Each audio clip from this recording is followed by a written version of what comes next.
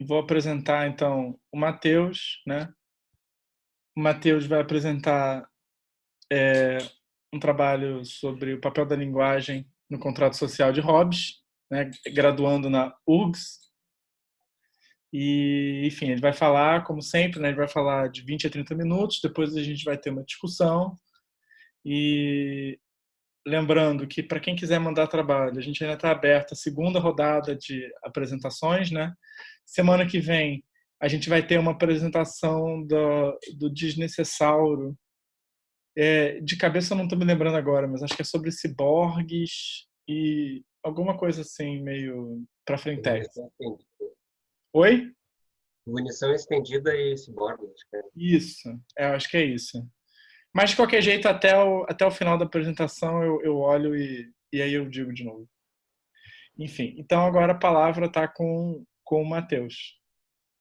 Bom, aproveitar um pouco a apresentação e dizer que eu também tenho um podcast da URGS e do Instituto de Filosofia, né? Sou host lá. E depois eu deixo os links no chat aqui. Mas, enfim. Só queria fazer uma pergunta, não tem como responder no chat, talvez. Se alguém já é familiarizado com Hobbes ou já ouviu falar aquele negócio de ensino médio, assim, dele ser um contratualista e tudo mais. Acredito que vocês já, né? Não sei os outros participantes. Mas, assim, vou fazer uma apresentaçõezinha inicial do Hobbes. Então, o Hobbes ele é um pensador que normalmente colocam ele no períodos modernos, né? E ele, então, quando está começando a questão da geometria, se tornando uma ciência ali e tudo mais, isso vai impactar no pensamento dele bastante, a gente vai ver mais para frente. E ele é um dos três grandes contratualistas que todo mundo sempre fala sobre, que provavelmente é ele, o Rousseau e o... esqueci agora. E o Locke. Mas, então, os contratualistas são aqueles que eles vão tentar justificar o papel do Estado, justificar por que o Estado surgiu e etc. Bom, nesse trabalho, essa pesquisa que eu fiz, eu estou tentando identificar, então, qual seria o papel da linguagem no contrato e eu vou você não é minha ideia é tentar mostrar que a linguagem ela é condição necessária e suficiente para o contrato. Isso é onde a linguagem há obrigatoriamente contrato. E antes da gente ver isso, então, é importante ver algumas questões sobre como o Hobbes entende a linguagem, né? Quais são as características da linguagem para o Hobbes, então. Tá todo mundo me ouvindo legal? Vou dar um... Tá. A primeira delas é a marca. A marca ela tem simplesmente uma função mnemônica. A função da marca é lembrar. A marca seria essa fase mais primitiva da linguagem, né? Então, ela é subjetiva e ela é individual. E pode ser, eu gosto de falar que é o post-it da mente. É basicamente qualquer coisa que te faça lembrar sobre alguma coisa. Ela é incomunicável também porque ela é subjetiva. Então, por exemplo, em cima da mesa ali da cozinha tem um pote, tem dois potes, na verdade, e aquilo ali representa para mim que eu tenho que lembrar de levar aqueles potes para a casa da minha mãe antes que ela comece a dar falta, e isso para mim é uma marca. Se outra pessoa entrar aqui e ver aqueles potes sobre a mesa, ela vai pensar que são só dois potes sobre a mesa, mas aquilo significa algo mnemonicamente para mim. Para o Hobbes também essa é a primeira coisa que nos diferencia dos outros animais. Para o Hobbes os animais não são capazes de produzir coisa para se lembrar. Então a marca seria essa primeira coisa que nos diferencia dos outros animais, né? A segunda característica da linguagem que é o signo. O signo é algo mais como a linguagem ordinária. Então são palavras que a gente toma por convenção e aquilo tem um significado social. Então, é a linguagem ordinária, basicamente. O signo, ele é comunicável, obrigatoriamente.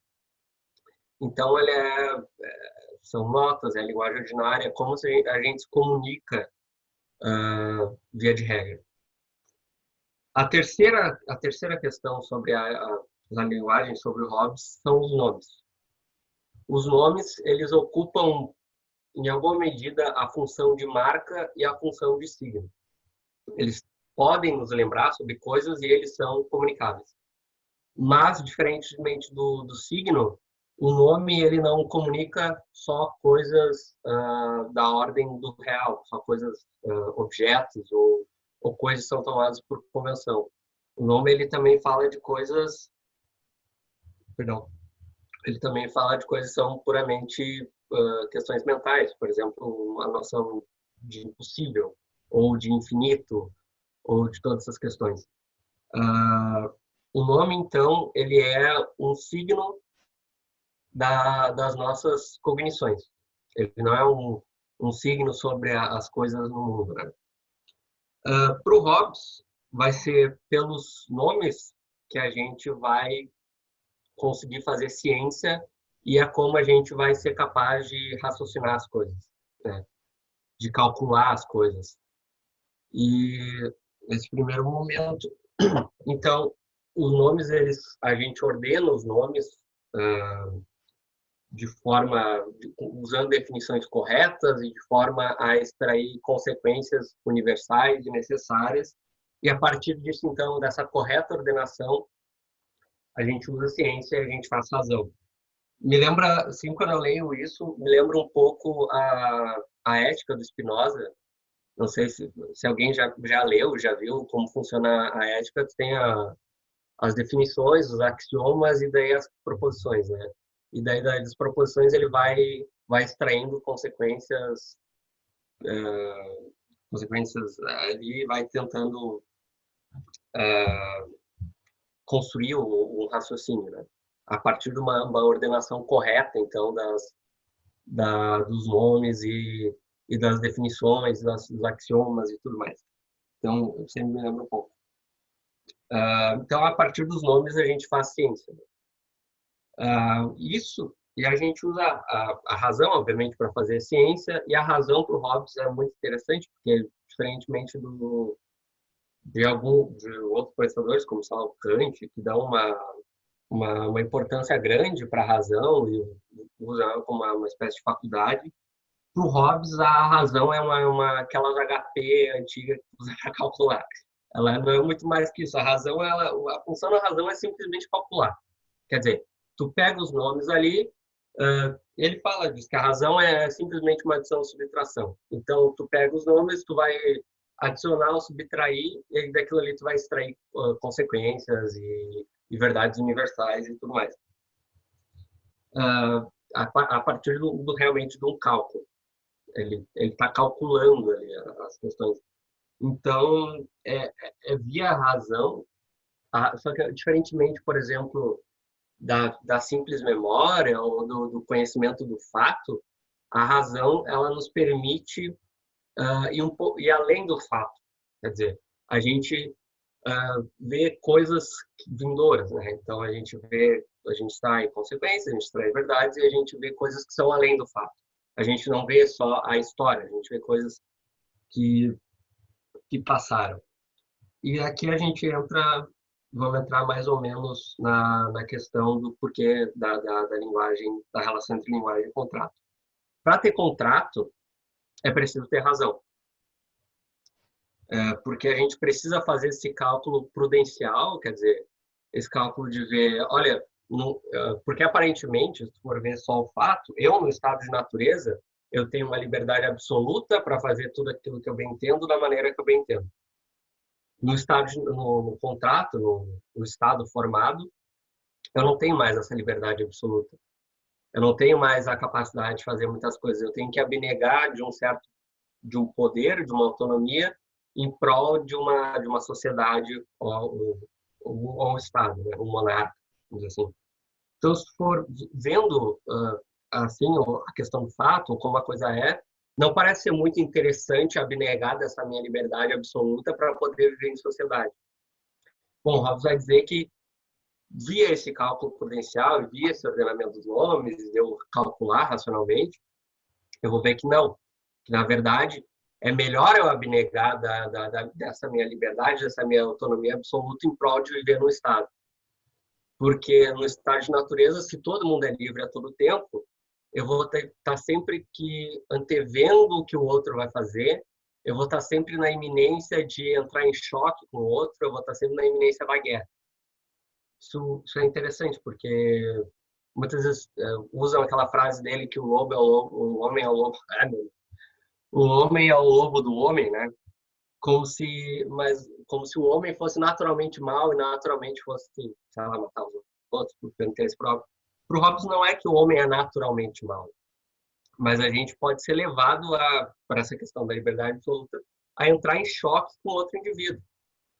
Então, via o cálculo prudencial, eu vou ver o que, olha, é melhor eu ter uma liberdade tolhida, uma autonomia tolhida e viver nesse estado social, em que as pessoas vão ter direitos e deveres mais ou menos. Então, se o outro lá me bater, esse cara vai sofrer alguma sanção. O monarca vai lá e, sei lá, vai prender ele, ou alguma coisa do gênero. E por essa segurança, eu opto pelo Estado. Porque no Estado é possível criar as coisas. No Estado é possível fazer ciência, no Estado é possível fazer arte, no Estado é possível fazer todas essas coisas humanas, assim. Enquanto no estado de natureza, não. Porque no estado de natureza eu vou estar sempre tendo que antever a ação do outro.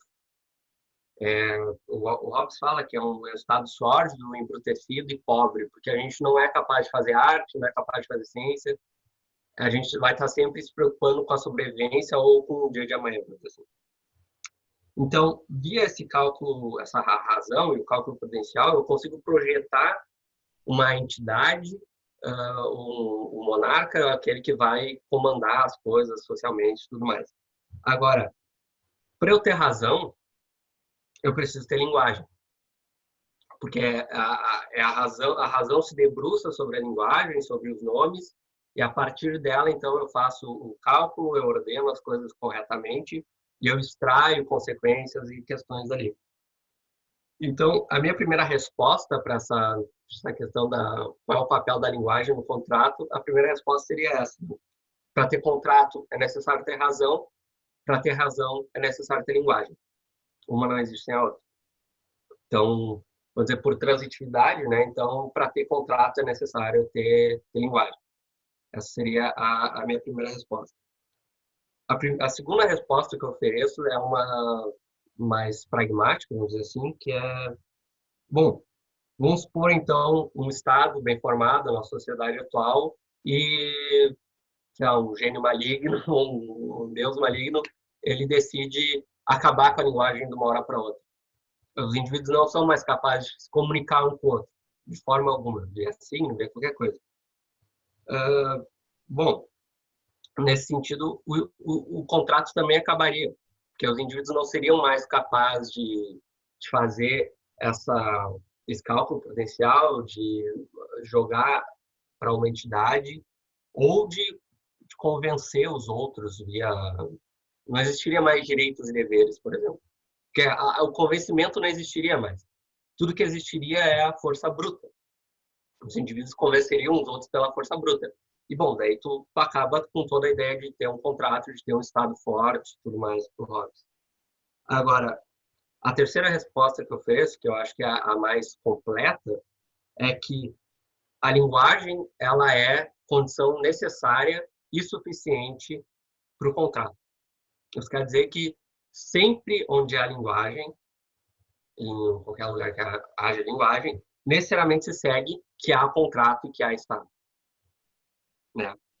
E basicamente isso acontece porque, bom, se a gente tomar a linguagem apenas como condição necessária, como é ali na primeira e na segunda resposta, mais ou menos, eu vou ter que me comprometer com a ideia de que há troca intersubjetiva no contrato, quer dizer, os indivíduos escolheram em algum momento contratar. Se é só a condição necessária, quer dizer que os indivíduos poderiam fazer isso ou não. E daí eu tenho um problema que é, bom, daí eu vou ter uma relação histórica com o contrato. E para o Hobbes isso é extremamente problemático. Porque daí eu teria que ser capaz de, fazer uma genealogia e dizer, olha, o contrato aconteceu aqui, se é uma questão histórica, né? E para o Hobbes isso é extremamente complicado, porque se é uma questão histórica, então os indivíduos podem decidir não contratar mais. Podem optar por ou formar um outro contrato ou algo do gênero. Daí isso é uma outra discussão dentro do Hobbes, mas... e, bom, isso não existe essa dimensão histórica do contrato para o Hobbes, porque o estado de natureza, ele não é algo necessariamente factual, ele é um contra-exemplo ao estado formado. Quer dizer, ele é algo na ordem do que é hipotético e dedutivo. Se for fazer um...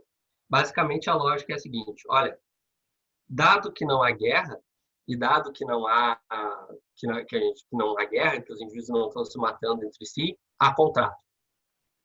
Basicamente é isso. Senão, basicamente, o estado de natureza é um contra-exemplo factual ao estado formado.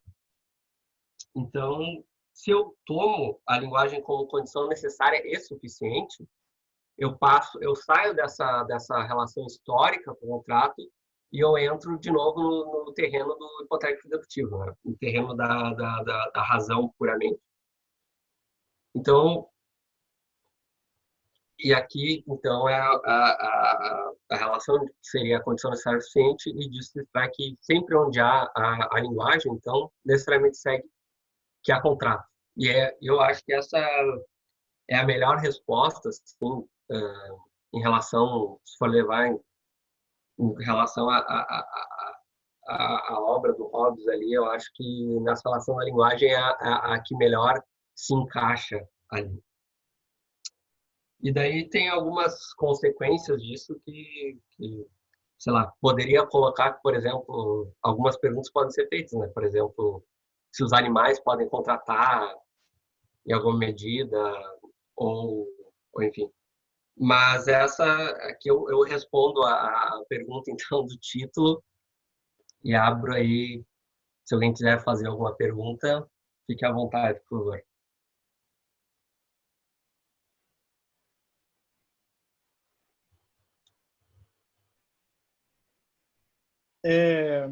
Bem, primeiro agradecer o Matheus pela apresentação.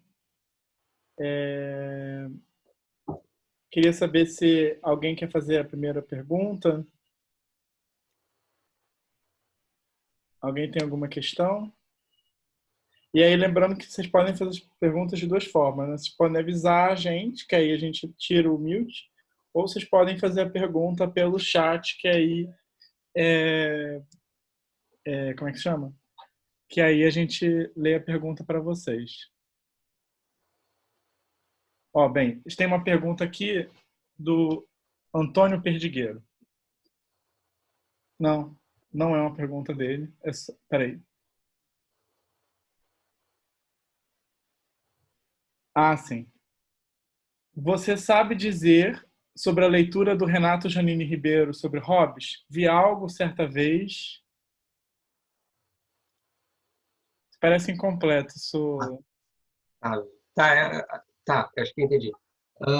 Sim, inclusive ele é uma das minhas referências aqui. Deixa eu ver se tem aqui. É a Marca do Leviatã, né? Que é um livro que ele... Né, é um livro, basicamente. Mas, sim, que ele fala... Só que a relação que ele faz é mais da linguagem e o poder em Hobbes, não é tanto com a construção do Estado. Mas ele usa... Ele vai explicar essas questões da marca, do signo, do nome e tudo mais, e ele vai fazer uma relação com o poder em Hobbes, que é bem interessante. Ele traz bastante o Deleuze e esses outros pensadores para incorporar assim a leitura dele. Mas eu não li a fundo o texto porque não é não contribuiria tanto para essa minha pesquisa aqui, seria algo um pouco além. Bem, então eu vou liberar aqui o Micron, que ele tem uma pergunta. E aí depois dele eu também tenho uma pergunta, aí eu faço depois. Oi, Matheus, boa noite. Boa noite. Gostei muito da sua apresentação, achei ela muito clara. Talvez por eu ter alguma familiaridade com Hobbes, eu acabei lembrando que no quarto período eu fiz um trabalho lendo o texto de Robinson Crusoe à luz de algum dos contratualistas. Aí o que eu tinha escolhido foi Hobbes. Foi legal ter lembrado disso. No final, tu respondeu a minha primeira pergunta, porque do modo que tu tinha delineado no começo da apresentação, eu ia perguntar se a relação era de condição apenas tipo sim, então, ou se era de necessidade. Na verdade, minha pergunta não é essa, mas enfim, pulando essa, que tu já respondeu.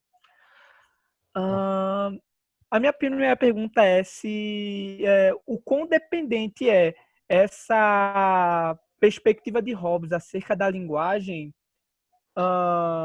da doutrina de Descartes, já que tu fez uma relação com Spinoza e eu lembro que os dois foram bastante influenciados pelo pensamento cartesiano, apesar de Hobbes ser um pouquinho, de certo modo, combativo a Descartes.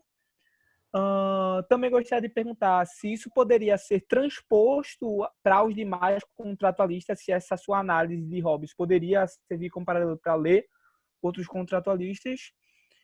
E a última pergunta eu ainda estava terminando mais ou menos de delinear. Tu já começou a adiantar um pouco a resposta no final da apresentação, porque de início eu pensava que a tua proposta era mais mostrar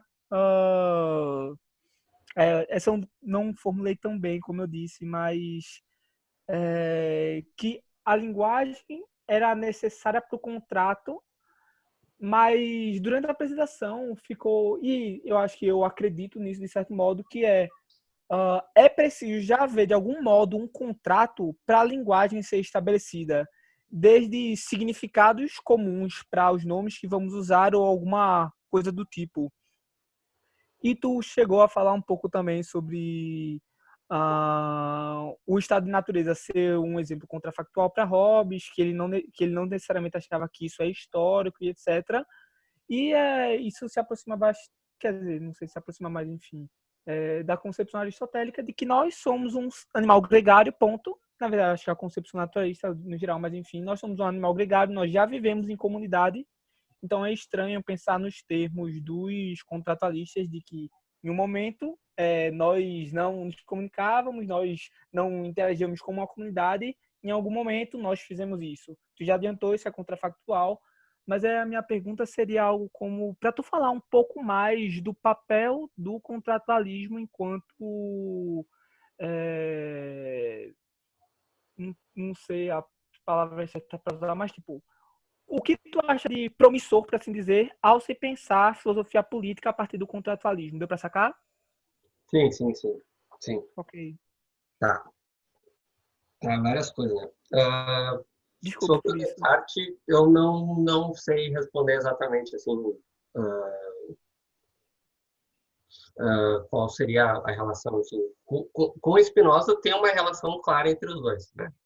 Eu acho que o Spinoza, ele de fato lê o Hobbes e tudo mais, e tem uma questão lá, uma disputa se o TTTP do Spinoza lá não é basicamente uma releitura de Hobbes, né? Enfim, tem uma questão aí. Sobre Descartes, não, talvez, em relação ao Descartes, é a questão empírica, né? Que o Hobbes ele vai ser ele vai avaliar, levar em consideração as paixões. Então, isso é outra coisa que eu não cheguei a entrar, mas a linguagem ela serve basicamente para revelar as paixões, como as coisas nos afetam, e a partir disso tu faz a, a razão opera sobre as paixões também. Quer dizer, o cálculo prudencial ele é prudencial porque ele está levando em conta as paixões, ele não está levando simplesmente algo que é puramente da ordem racional, desprendido da realidade ou algo do gênero. Agora, sobre essa questão do contratualismo ser algo promissor na questão da filosofia política, e sobre o Aristóteles também, que é uma coisa que eu acho que é interessante de falar. Diferente do Aristóteles, ele toma o homem como animal gregário por natureza, né? Então a gente vai se encontrando por natureza ali, daí tem aquelas pequenas, a família, daí o negócio vai, enfim. Bom, para o Hobbes não existe essa questão da natureza humana, ou que a gente se relaciona por natureza. Muito pelo contrário, o Hobbes ele vai dizer que o homem é um animal meio solitário, meio... A gente vai se juntar assim por uma questão de necessidade, porque na realidade, o Hobbes é meio que, no fundo a gente queria estar sozinho, assim, meio que não conversar com ninguém e se virar nos 30. Né? Então tem uma coisa meio solipsista, assim, meio bizarra. Então tem essa questão. A gente vai então, diferente, fazendo uma comparação com Aristóteles, né? A gente vai se juntar em grupos e tudo mais por uma questão de sobrevivência, né? Então, a questão de contratar e de formar o Estado, de formar sociedades, é por uma questão de sobrevivência, de uma questão de autoproteção. Né? Que quando eu falei ali das paixões, que a razão opera sobre as paixões para formar o contrato, é meio que isso. Eu vou ver, olha, eu tenho uma professora que fala que o estado de natureza é o estado da ansiedade, porque tu vai estar sempre, olha, fulano, olha, eu tenho um desejo parecido com daquele cara aqui. A gente tem que pegar, a gente quer uma maçã. Só tem uma maçã. Ele vai me matar? O que ele vai fazer? Então, tu forma o contrato para meio que se proteger, para se blindar contra esse tipo de coisa. Então, quem resolve a querela é o monarca. O monarca que vai dizer, olha, fulano tem que ter a maçã, fulano não, porque isso... mas por que não? Por isso está resolvido. E era isso. É pela força, né? O contratualismo na filosofia política. Cara, eu acho que é extremamente interessante, principalmente agora, assim, eu adoraria ver um Hobbesiano discutindo com o ANCAP, sabe? Eu adoraria ver o que ia sair daí, entendeu? Mas eu acho que é super interessante, principalmente agora, assim, porque isso é uma coisa que está bastante em voga, né, atualmente, assim, que é a justificação do Estado. Tipo, mas afinal, por que existe um Estado? Por que tanto da esquerda para a direita, né, mas assim, por que eu necessito de um Estado? Por que é necessário ter alguém escolhendo por nós? Ou até mesmo para pensar a democracia, eu acho. Que isso é algo que está sendo bem discutido dentro da filosofia política, que olha, talvez a democracia não seja o melhor a democracia liberal, né? Talvez a democracia liberal não seja o melhor das correntes políticas que a gente pode seguir. Lá o Orbán falou isso na Turquia, lá, olha, deixa eu precisar de democracia liberal. Foda-se, sabe? Então, eu acho que é bem interessante, talvez, reavivar, assim, os contratualistas para, de repente, fazer uma atualização deles, né? Os contratualistas à luz da contemporaneidade, vamos dizer assim. Acho que respondido, mais ou menos. Eu tenho uma pergunta, depois eu vou ler a pergunta do Pedro. A minha pergunta é uma pergunta assim do meu passado espinosista, que é o seguinte: na verdade, não é nem do meu passado espinosista, porque não é sobre Spinoza, evidentemente, né? Mas você falando ali e tal do papel da linguagem no Hobbes, eu fiquei me lembrando do TTP, né, que também tem um papel fundamental, né, a análise da linguagem, a questão da hermenêutica e tal. E eu queria saber qual é o papel, porque o objeto principal de análise do Spinoza, além da Bíblia, é o profetismo, né? Uhum. E o profetismo vai ter um papel fundamental também na constituição do Estado, né? Enfim, essa figura que tem um saber que, enfim, que para o Spinoza tem uma relação com a linguagem, digamos assim, não racional, né? Porque ela é feita por imagens, ela não é deduzida, ela, enfim, tem toda essa questão no Spinoza, né? Enfim.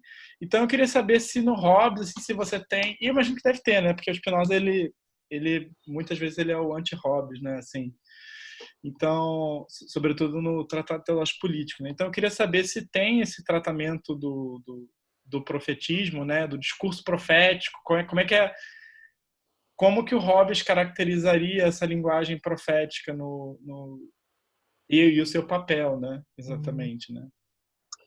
Sim, sim. Tem essa discussão mais para o final do Leviatã, que inclusive tem uma discussão dentro do Hobbes, porque às vezes ele cita passagens bíblicas assim, e tem uma discussão dentro do Hobbes, até o Renato Giannini ali, que a gente tinha perguntado antes, ele faz essa discussão se tem alguma utilidade para o Hobbes as suas passagens bíblicas, né? Porque depois ele vai escrever meio que sobre ter um estado laico, que é um estado onde no final do Leviatã, um estado onde a religião não interfira. Eu não sei dizer bem qual é a função do profeta nessa questão da linguagem profética na função do Estado, assim. Uma leitura por cima, eu posso estar errado, mas eu diria que o Hobbes ele vai tentar se afastar um pouco disso. Ele vai tentar fundamentar o Estado ou a coisa uma questão mais racional, científica, assim. Não tanto dar espaço para a questão profética ou para a questão bíblica, mas porque o Leviatã, a religião tem que ser um braço do monarca, né? Mas ele não pode ser algo, dizer, não pode comandar o monarca ou algo do gênero. Então, eu daria essa resposta sim, mas me falta leitura. Não, foi ótimo, foi ótimo. Agora a gente tem eu não entendi se a pergunta do Guilherme é uma pergunta ou se é só um comentário. Acho que depois, se ele puder esclarecer no chat, que aí eu vejo o que eu faço. Mas tem uma pergunta antes, que é do Pedro, Eu falei. que eu vou ler aqui. Dá para tirar alguma coisa do Hobbes sobre as linguagens que não são reais, tipo a imaginação? Eu ouvi o que você falou, alguma coisa sobre memória, mas não consegui pescar, perdão. Eu sei que Hobbes é empiricista, então como ficam as palavras metafísicas? Pois é, o Hobbes ele é nominalista na questão da linguagem, né? Então, a gente nomeia as coisas. As palavras metafísicas entrariam nisso. Acho que são nomes. Elas não. Que nem eu falei ali da questão especificamente dos nomes, né? Não sei se ele pegou essa parte, mas que são processos da nossa cognição. Então, a gente nomeia impossível, infinito, e essas coisas que a gente nomeia são coisas da nossa cognição. Então, o Hobbes, ele é dentro ele traz a questão dos medievais, lá dos nominalistas, né? Então, tudo que existe para o Hobbes é nome, basicamente. A gente nomeia as coisas e as coisas existem no nome, né? Mas eu não sei se, enfim, se era meio que isso a pergunta dele, não... Se ele, como é que chama? Se ele quiser um esclarecimento maior, ele avisa que aí a gente traz de volta. Bem, então eu vou dar aqui a palavra então pro Guilherme. Oi. Então, desculpa, assim, eu cheguei atrasado, assim, tal, para uma discussão geral, né? Mas eu fiz esse comentário sobre o Zaratustra aqui, e eu acho que se relaciona com o profeta também, essa questão do homem que se sente solitário, apartado, e se é possível essa misantropia completa no sistema do Hobbes, assim, esse sentimento assim, de misantropia, e se ele é, sei lá, benéfico no fim das contas. Assim. Bom, não sei sobre o sentimento, mas a gente ia morrer. Basicamente, o homem não pode ficar sozinho, porque não tem como. Tu sempre estaria tentando antever a ação de outro e ele fala até, mesmo imaginando o mesmo homem, sei lá, um homem mais forte, um homem mais sábio, vamos supor que existisse algo assim, ele não é tão forte ou tão sábio quanto outros 10 ou 20 homens juntos no grupo. Então, nenhum homem... Então, sempre vai ter, né, no estado de natureza, sempre vai ter um sobrepujando o outro. E daí, se não esses 10 ou 20, então outros 40, 60, sei lá. E tu vai ter, sei lá, enfim, não tem como viver sozinho ou atingir todos os teus objetivos sozinho no estado de natureza, porque sempre vai ter outra pessoa, outro grupo que vai te sobrepujar em questão de força. Sim, eu entendi, mas eu acho que se é possível um homem se retirar por se sentir, não sei qual a razão do sentimento, mas solitário, assim, e se sentir menos ou igualmente solitário longe dos homens e depois... Tu disse retirar do contrato, assim, tipo... enfim, eu imagino que o governante, o profeta, ele tem que fazer uma coisa dessa, uma hora, assim, da vida. Assim. Eu não sei. Daí, tô falando da questão do papel do governante, seria essa. Talvez. O governante, ele tem que estar... ele teria que ter exatamente o papel, as funções, ou como o governante deveria se comportar, né? Mas acho que de alguma forma ele vai estar sempre acima, né?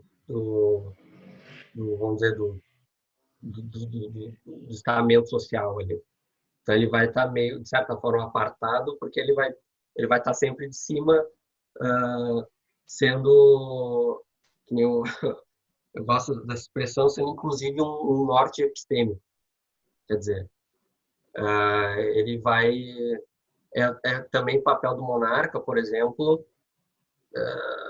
decidir as querelas epistemológicas. Então, tá. Vamos supor que, então, o indivíduo calcule, via razão, que é melhor ser solitário do que estar em grupo. É papel do monarca decidir qual que é o cálculo correto. Se é esse de ser solitário ou de ficar em grupo, por exemplo. Então, o monarca ele vai estar sempre acima, vamos dizer. Daí solitário, não sei, ele teria que ver uma leitura mais romântica do Leviatã, alguma coisa assim. Mas, não sei, tá. Não, tudo bem. Depois, se quiser responder essa pergunta assim, mas isso se aplica também à quarentena, também, esse cálculo prudencial, assim? Sei lá, não sei. Depois, é um pensamento, assim. Acho que sim. Provocação. Beleza, tá.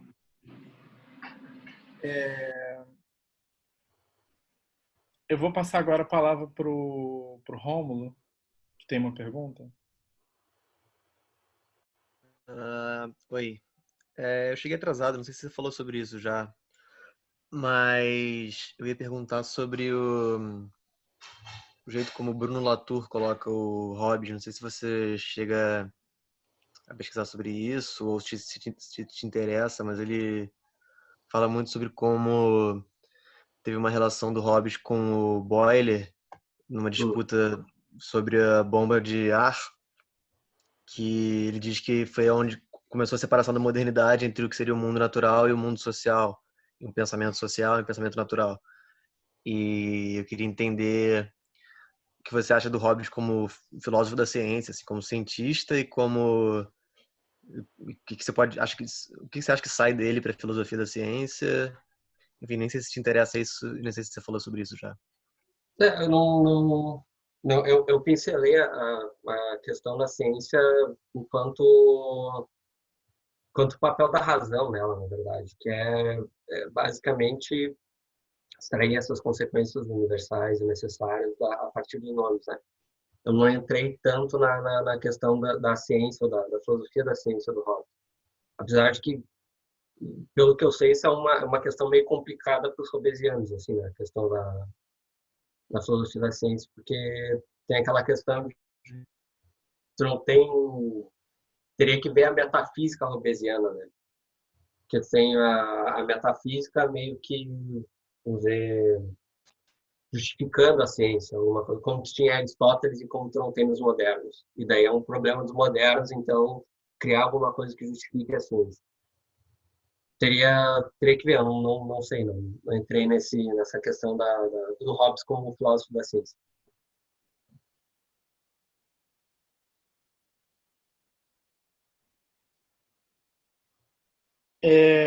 Bem, então agora a gente tem uma pergunta do Matheus Uchoa.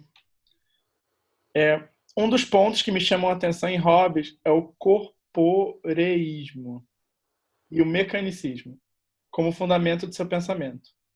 Para Hobbes, a linguagem também é um cálculo mecanicista? Bom, não sei se um cálculo mecanicista em que sentido, assim, não sei se poderia explicar um pouco melhor no chat, talvez. A minha pergunta... Tá, mas eu vou tentar, pelo que eu entendi aqui. Deixa eu só ler a pergunta do Antônio para a gente ter isso em áudio. Você acha que dá para traçar uma comparação entre a linguagem em Hobbes e a linguagem enquanto fato social em Durkheim? Cara, eu desconheço a linguagem do Caio, de falar a verdade, não cheguei a estudar sobre o Durkheim, assim, então não saberia te responder, não vou tentar ensaiar um negócio aqui e falar bobagem.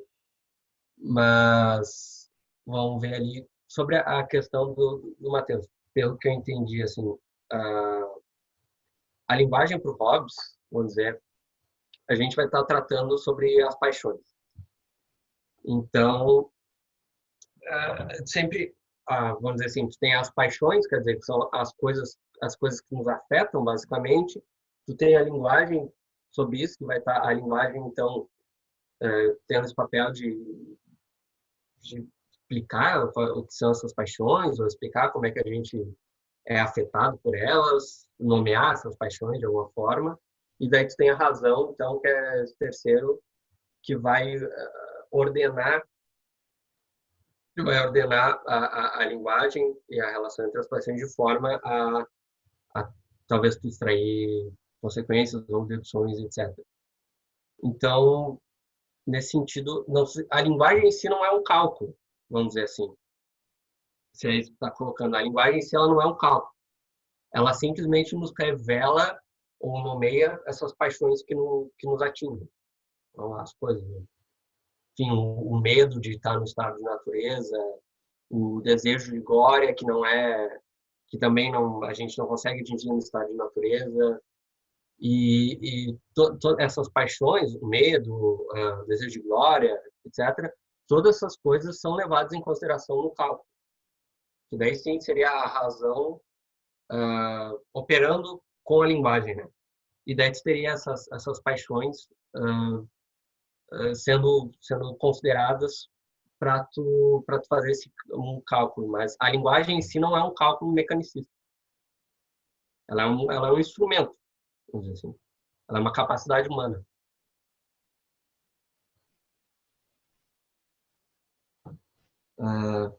Eu não sei se o Antônio queria falar um pouco mais dessa questão do Durkheim, que a gente pode discutir, que eu não conheço realmente. Talvez o Antônio possa falar um pouco sobre como ele vê essa comparação. Acho que pode ajudar se ele estiver disposto a isso. Não sei se ele está disposto a isso ou não. Vamos ver se ele se pronuncia.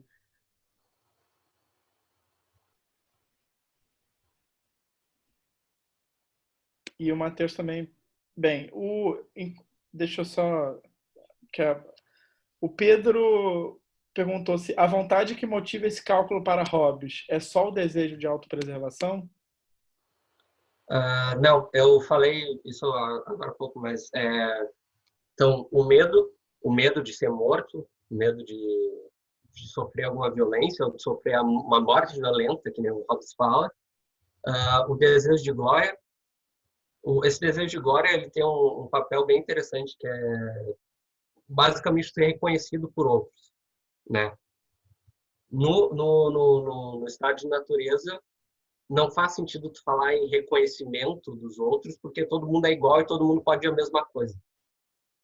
Então, ele tem uma passagem que ele fala sobre entrar numa sala, por exemplo, e os indivíduos levantarem para te receber como alguém, um, sei lá, um cara foda em alguma coisa.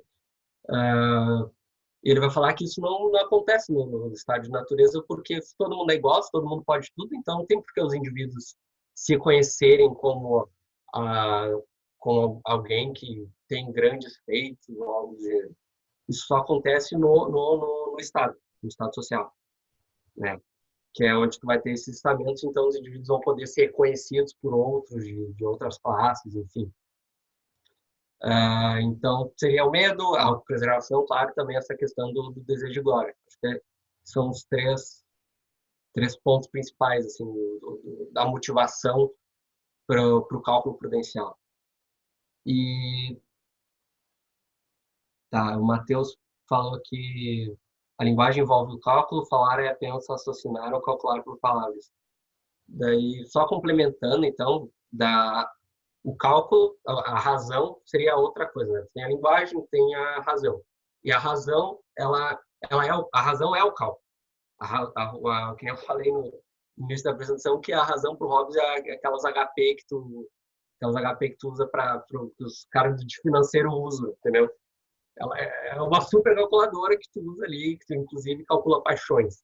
Mas a linguagem, ela não é o cálculo, a linguagem em si, ela não envolve o cálculo. A razão, sim, a razão é o cálculo. A linguagem seria só esse ordenamento das paixões, esse ordenamento da memória, esse ordenamento das nossas sensações corpóreas, um jeito de ver o mundo, uma capacidade humana. Ela não necessariamente envolve o cálculo. O cálculo seria, então, uma outra coisa. Seria o uso da razão, e a razão tem como, vamos dizer, chão a linguagem, né? A razão, o cálculo, ela vai operar com a linguagem.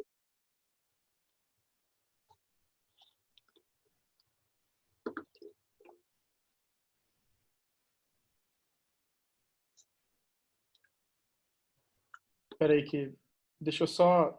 Uma pessoa apareceu com um problema técnico. Mas o Antônio, ele resolveu comentar um pouco mais. Ele falou no sentido de método mesmo. Tipo, o fato social em Durkheim, como algo que está para além do indivíduo, é apenas social e é isso que determina as regras sociais. Há algo semelhante a isto no Hobbes? Não, porque, se eu entendi, vamos dizer assim, quem vai decidir, quem vai determinar as regras sociais vai ser o monarca. Vai ser o cara, vamos dizer, as pessoas, feito o contrato, os indivíduos vão abnegar de uma certa liberdade ou de uma autonomia de poder e vão dar essa autonomia para o monarca. E daí quem vai decidir o que é fato social, o que não é, o que é justo, o que é bom, o que é moral, o que é lei, o que não é o monarca. Porque a gente abnegou da nossa força para dar para ele. Daí tem uma discussão toda no Hobbes, se é, dos hobbesianos, né? Se é possível só, se o monarca, porque o monarca tem deveres em relação a nós também, vamos dizer assim, que tem o contrato envolve isso. E daí vai ter toda uma discussão dos hobbesianos se é possível, sei lá, impeachment o monarca, alguma coisa do gênero, ou trocar de monarca. Mas é outra questão. Então, não teria essa questão do fato social determinando as regras, alguma coisa. Quem determina é o monarca. Agora, a linguagem, ela não pode existir só em sociedade, porque senão a gente entra no terreno da troca intersubjetiva. Quer dizer, que é tentar, daí tu vai ter que te comprometer com a ideia que o contrato ele é determinado historicamente. Quer dizer, que os indivíduos se juntaram em um grupinho ali, começaram a conversar e daí decidiram contratar. Então, uma das primeiras características da linguagem para o Hobbes, só para dar um exemplo, é a marca, né? A marca, ela tem essa função de memória, de lembrar a gente de algo. E isso é algo que é puramente subjetivo e puramente individual. A marca, ela é incomunicável. Ela é algo que é qualquer coisa que a gente faz, sei lá, um risco que tu faz para te lembrar de ir no mercado, sei lá, um objeto que tu deixa na tua casa para te lembrar de levar aquilo ali em algum outro lugar. Isso seria uma primeira característica da linguagem. E daí tu tem o signo, ou os nomes, que são essas coisas que a gente vai tomar por convenção, como se os indivíduos usassem aquela mesma palavra para designar alguma coisa. Então, isso vai justificar, então, uma linguagem comum. Daí, outra coisa interessante que teria que ver é o Hobbes como antropólogo, por exemplo, que é uma discussão entre os hobbesianos também. Fazer uma genealogia da linguagem, algo do gênero. Mas eu responderia que a linguagem ela não existe só na sociedade, ela existe no indivíduo. E daí, os indivíduos em sociedade constroem uma linguagem comum. Mas ela é uma capacidade individual, assim, não é social, necessariamente. Ela é algo que permite o social.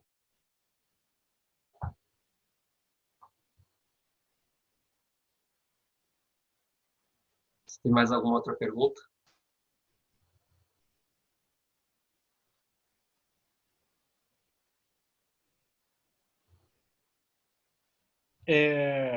O Micron tem uma pergunta. Tá.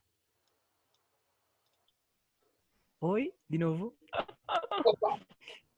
Então, eu só pensei das perguntas, embora tu já tenha falado bastante sobre uma delas, que tu tinha comentado quando eu tinha te perguntado alguma coisa, que é sobre o papel dos afetos, né, das paixões e a Sim. relação da linguagem.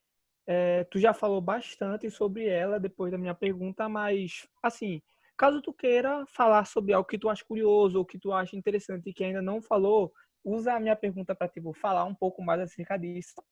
Não.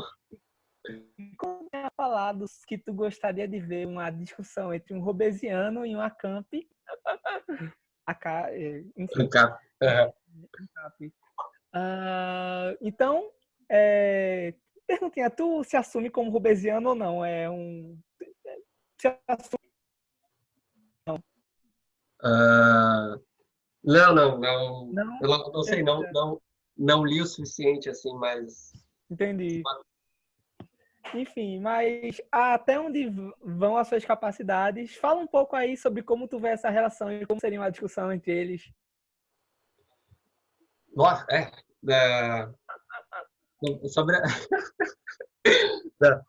primeiro sobre as questões das paixões, assim, é uma coisa que me interessa tanto no Hobbes como no Spinoza. Eu gosto de falar dos dois meio que conjuntamente, assim, porque eu acho muito interessante esses autores que eles vão usar as emoções como justificativa das coisas, que eu acho que é algo que é de mais próximo do real, assim, do real, não do real necessariamente, mas do cotidiano, vamos dizer assim, porque ao fim e ao cabo é o que conta nas nossas experiências, é como a gente se afeta pelas coisas, né? Então alguma coisa que me interessa bastante assim no Hobbes e no Spinoza, que é a função dos afetos e como a gente e como essas coisas nos movem no final do dia. Sobre e tentar raciocinar isso, né? Tipo, usar isso como fundamentando o contrato, por exemplo, fundamentando o que é antissocial, ou desempenhando um papel no conhecimento, por exemplo, como é no Spinoza, mas não vou me aventurar a falar muito. O Rafael ali sabe mais. Mas uma discussão entre um robesiano e um ANCAP eu acho que seria muito interessante, assim. E seria um quebra-pau, né? Porque o ANCAP, pro ANCAP, a priori, assim, o Estado é mau e serve só para oprimir o indivíduo. Pro robesiano ou pro Hobbes, eu acho que o Estado ele pode oprimir o indivíduo em alguma medida, mas o ganho em em ser oprimido em alguma medida por Estado é maior do que tu ter um lugar livre de Estado, livre de leis e tudo mais, comandado só por indivíduos.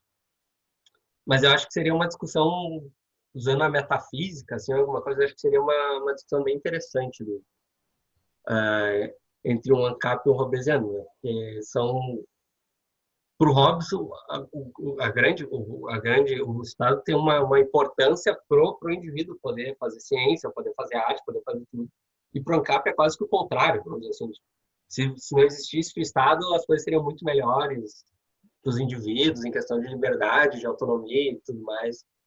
Eu acho que a discussão ia ir por nessa ordem, assim, na questão da liberdade. Como o Hobbes tem uma concepção bem interessante da questão da liberdade. Eu não sei, acho que vai nesse sentido, assim. Entendi. Muito Obrigado. obrigado, Valeu. Nada. Eu tenho uma pergunta que é parecida com a da Júlia, então eu vou, já que ela não está falando, eu vou aproveitar e misturar as duas perguntas, né? Ela pergunta se você poderia comentar um pouco mais sobre o Hobbes enquanto antropólogo, e eu queria também saber, que é na verdade a mesma pergunta, né? Sobre como é que, se você sabe qual é a relação do Hobbes com relatos de viajantes, né? Enfim, porque aquela galera tudo estava meio influenciada, né, por esses por esse acontecimento, né? Sim, E, sim. então eu queria saber como é que funcionaria esse Hobbes antropólogo de gabinete, né, de certa forma também. Antropólogo, acho que seria mais nesse sentido, assim, de tentar entender a linguagem ou a questão social, porque para o Hobbes, vamos dizer assim, não existe tanto essa questão pré-social. Eles têm alguns relatos, eu acho que até no Leviatã ele fala alguma coisa dessa de tribos e tudo mais, e acho que ele vai dizer que ele não, eu acho que ele chega meio que a usar como exemplo daquilo, olha, isso aqui seria o mais próximo do estado de natureza, mas ele não acho que não tem tanta relevância para a obra filosófica dele quanto tem para o Locke ou para o Rousseau, por exemplo.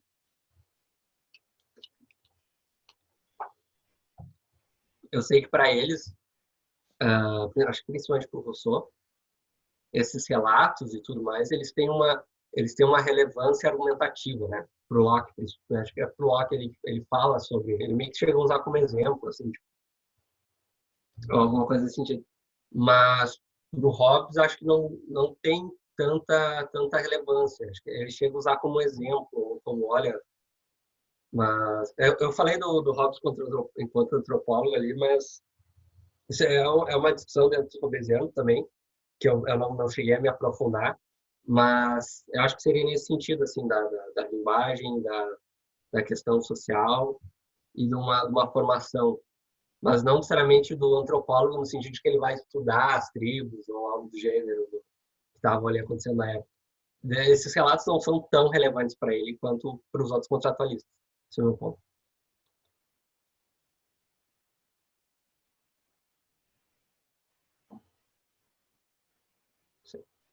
E aí, gente, mais alguém tem alguma questão?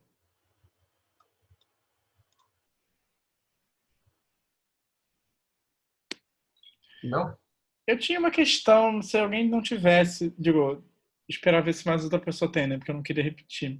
Que na verdade nem sei se é uma questão tão assim. é, Bem, a Júlia fez uma pergunta, eu vou fazer a minha e aí eu vou juntar as duas, né? Enfim, são diferentes, mas. A minha pergunta seria seria se o Hobbes tem alguma relação específica ao falar do contrato social, né, com a mídia escrita, ou seja, se isso tem algum papel relevante ou se é absolutamente irrelevante assim para pensar os termos do contrato, né? Você já falou que não é uma questão de um contrato que, enfim, que seria historicamente determinável, né? Isso já deu para que não é isso que está em jogo, mas queria saber se ainda assim enfim, a escrita tem ali algum papel, porque na verdade agora eu estou até me confundindo se, mas eu acho que já a prensa já na época dele já devia estar, né? Claro que já. Mas se isso afeta em alguma coisa, né? E a pergunta da Júlia é se há alguma tradição de estudos da linguagem profética, como a hermenêutica talmúdica, que Hobbes se relaciona. Tá, responder a da Júlia primeiro. Eu acho que não. Eu não sei te dizer com certeza, mas eu creio que não. Não, é diferente do Spinoza, por exemplo, né? Essa hermenêutica profética vai desempenhar um papel no pensamento dele, nos textos dele, no TTP, no TTP, né? Mas para o Hobbes eu acho que ele não depende tanto disso. Como eu disse antes, tem uma discussão sobre o cristianismo e a função do cristianismo no Estado no final do Leviatã, mas eu não acho que tem tanto peso para a obra dele uma linguagem profética, uma hermenêutica profética, em que pese ele usa algumas passagens bíblicas no Leviatã, em alguns momentos. E daí, como eu disse antes, vai ter toda uma discussão sobre se isso é algo puramente estilístico, ou se tem realmente uma função argumentativa ali. Mas eu não sei te afirmar assim, com certeza que não. Eu acho que não, mas enfim. A questão do contrato e a forma escrita, né? Em algum sentido, eu acho que o signo ele também entra nessa questão escrita, não é simplesmente algo falado. Mas acho que escrito seria no sentido de ter uma constituição, por exemplo, né? Acho que esse seria o papel relevante, vamos dizer assim, ter algo que defina ali direitos e deveres. E vai ter toda uma discussão sobre isso no Hobbes. Ele vai discutir qual é a melhor forma de imposto. Vai ter todas essas discussões assim. E acho que se desempenha alguma coisa escrita, não seria tanto na questão da formação do contrato, mas seria numa definição de direitos e deveres, seria uma constituição. Mas o contrato já formado, né? Seria um passo depois, vamos dizer. Eu acho que eu fiz essa pergunta um pouco assim também agora que depois você respondeu, né? Que eu estava me lembrando porque para o Platão a escrita tem uma, digamos assim, um efeito, né, digamos assim, no modus operandi, né? A diferença entre escrita e oralidade, ela tem tem efeitos políticos, né, digamos assim, né? Uhum. Efeitos existenciais e efeitos políticos. Acho que eu devia ter falado isso antes da pergunta, mas eu imagino que você conseguiu responder, então era só para me esclarecer, né? O Micron tem uma outra pergunta, eu vou chamar ele aqui para... Oi de novo, rapaz. Desculpa por tantas perguntas. Eu queria agora que tu falasse mais um pouco sobre a noção de liberdade para Hobbes. Isso é em alguma maneira mais pessoal, porque eu venho notado que é um problema que me interessa, embora eu não tenha parado para estudar isso. Mas, enfim, fala até onde tu puder. Sinta-se livre para, tipo, desde ontologia até... Tá. É engraçado o Hobbes, assim, que é uma concepção bem mecanicista, né, o Hobbes tem das questões. Então, a liberdade para o Hobbes no estado de natureza, em que pese ela seja ali para fazer tudo e qualquer coisa, no final tu é meio tolhido dessa liberdade de qualquer modo. Porque, vamos dizer, tu sempre imagina que tu é um corpo, um objeto que se move, tu sempre vai encontrar um corpo maior, que vai impedir teu movimento. Esse corpo seria outra pessoa dizendo, olha, eu sou mais forte que tu não vai pegar essa maçã que a gente está disputando aqui. Então, mesmo seria uma liberdade meio tolhida nesse sentido. Agora, no estado social, daí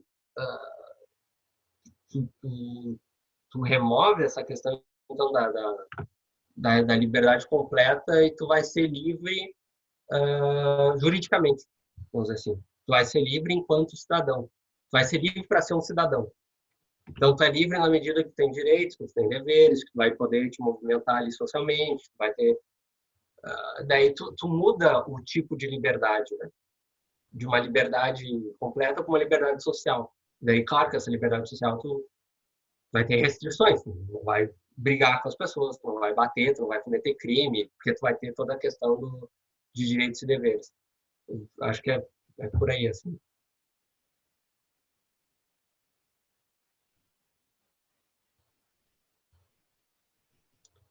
O Guilherme Guilherme? pergunta: o conhecimento sobre o cristianismo é antropológico também ou é a única religião? Pesado, hein? Acho que esse também pode ser uma Pois prova. é. Ah, eu acho que no Leviatã, o Hobbes tem ele chega a falar do anglicanismo, alguma coisa assim, mas ele está discutindo, no Leviatã, pelo menos, ele está discutindo a rigor o cristianismo. Assim. Ele não. Acho que ele tem umas passagens sobre os protestantes, alguma coisa assim, mas a grande parte, a grande discussão ali é sobre um Estado cristão, se poderia acontecer, alguma coisa do gênero. Ah, daí, bom, nesse sentido, porque historicamente, onde ele está ali, o cristianismo já não é a única religião, né? E dentro do cristianismo, tu já vai ter outras correntes de disputa. Então, tu vai ter os franciscanos, tu vai ter os... esqueci o nome do pessoal agora, mas tu já vai ter correntes de disputa que vai ser relevante bastante para o Descartes, né? Essas questões. Vai ter um passado com essas correntes diferentes. Ah, eu não sei se seria antropológico nesse sentido, teria que ver melhor ali no Leviatã, teria que ler qual é exatamente a discussão que ele vai estar fazendo, se é a única religião possível, a única religião que pode formar Estado, algo desse gênero. Acho que ele está se ocupando do cristianismo mais porque é, de fato, a religião que tinha um Estado cristão, né? É o cristianismo, enfim.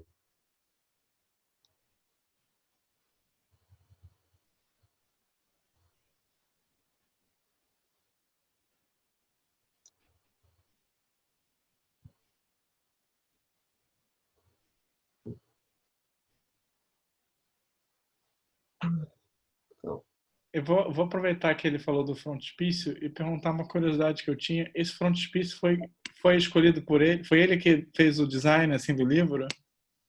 Sabe disso? uh, eu, é uma curiosidade só, eu não sei te dizer, eu acho que sim, da questão do Leviatã, né? É a Mas capa mais famosa assim na história da filosofia. Então, sim, é uma capa muito curiosa, porque sei lá, é diferente da ética, que é só o textinho ali e tudo mais, né? Isso aqui é meio que a capa original, né? Tudo mais. Mas tem o frontispício foi realmente, é aquela arte ali. Mas eu não sei dizer se foi ele que fez o design, o Hobbes como designer, ou se isso veio depois e tudo mais. Não, é uma curiosidade, não sei dizer.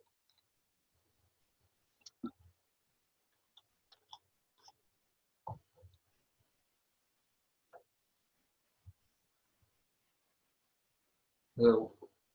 Bom, se ninguém tiver mais uma pergunta, eu vou deixar o link do podcast que eu tinha falado no início aqui. Vou deixar o link do Spotify.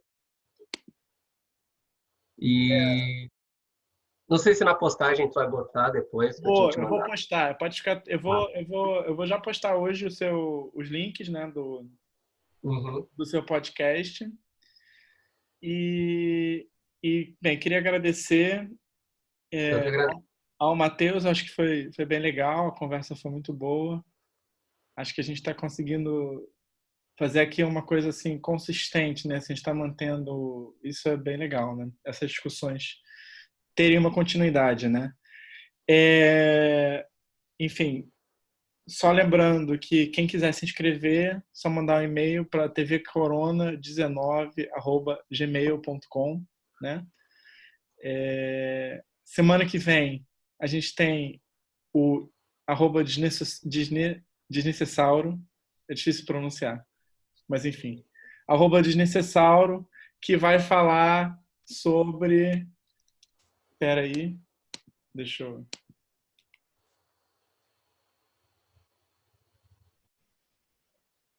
Deixa eu fazer uma pesquisa aqui, muito breve. Ciborgues e cognição estendida. Então era exatamente o que o Matheus tinha falado, só que ao contrário. Então, perfeito. O que dá na mesma coisa. Sim, é o Gabriel. Gabriel. Então, semana que vem, o Gabriel Desnecessauro vai falar sobre ciborgues com cognição estendida. Assim que der, a gente vai botar no YouTube e a gente vai botar também com os links que você até me passou por DM. Enfim, queria agradecer, então, ao Matheus, a todos que fizeram perguntas, a todos que assistiram e até semana que vem. Obrigado, gente. Se tiver mais alguma coisa para falar, Tchau. tchau.